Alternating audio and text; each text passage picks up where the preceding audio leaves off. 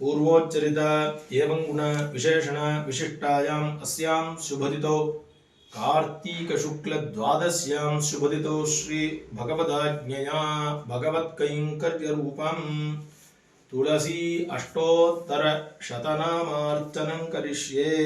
दात्री दामोदर प्रीत्यर्थं कैंकर्य रूपं तुलसी प्रीत्यर्थं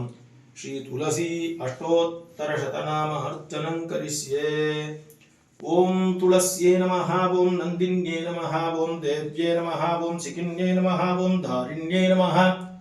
ओम धात्र्ये नमः ओम सावित्र्ये नमः ओम सत्यसन्धायै नमः ओम कालहारिण्ये नमः ओम गौर्यै नमः ओम देवगीतायै नमः ओम द्रवीयस्यै नमः ओम पद्मिन्ये नमः ओम सीतायै नमः ओम रुक्मिण्यै नमः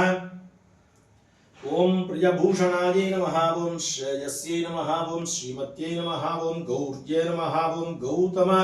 चर्चितायै नमः ओम त्रेतायै नमः ओम त्रिपथगायै नमः ओम त्रिपदायै नमः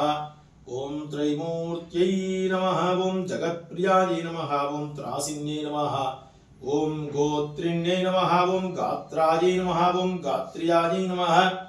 ओम गर्भवारिण्ये नमः ओम शोभवायै नमः ओम समायै नमः ओम द्विरधायै नमः ओम आराध्यै नमः ओम यज्ञविद्यायै नमः ओम महाविद्यायै नमः ओम गुह्यविद्यायै नमः ओम कामाक्ष्यै नमः ओम कुलायै नमः ओम श्रियै नमः ओम भूम्यै नमः ओम भवित्र्यै नमः ओम सावित्र्यै नमः ओम सर्ववेद विदांबरायै नमः ओम शंखिन्ये नमः ओम चक्रिण्ये नमः ओम चपलेक्षणायै नमः ओम पीतांबरायै नमः ओम प्रोतसोमायै नमः ओम समरसायै नमः ओम दक्षिण्ये नमः ओम अम्बायै नमः ओम सरस्वती नमः ओम संश्रयायै नमः ओम सर्वदेवतायै देवत्यै नमः ओम विश्वाश्रयायै नमः ओम सुगंधिन्ये नमः ओम सुवासनायै नमः ओम वरदायै नमः ओम सुश्रोण्ये नमः ओम चंद्रभागायै नमः ओम यमुनाप्रियायै नमः ओम कावेर्यै नमः ओम मणिकर्णिकायै नमः ओम वर्चिन्ये नमः ओम स्थायिन्ये नमः ओम दानप्रदायै नमः ओम धनवत्यै नमः ओम शोच्यमानसायै नमः ओम श्रेयस्यै नमः ओम प्रीतिचिन्तक्षिण्ये नमः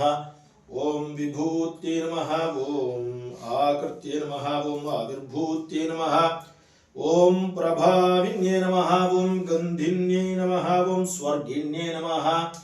ओम गदायै नमः ओम वेद्यायै नमः ओम प्रभायै नमः ओम सारस्ये नमः ओम सरसिवासायै नमः ओम सरस्वत्यै नमः ओम शरावत्यै नमः ओम रसिन्यै नमः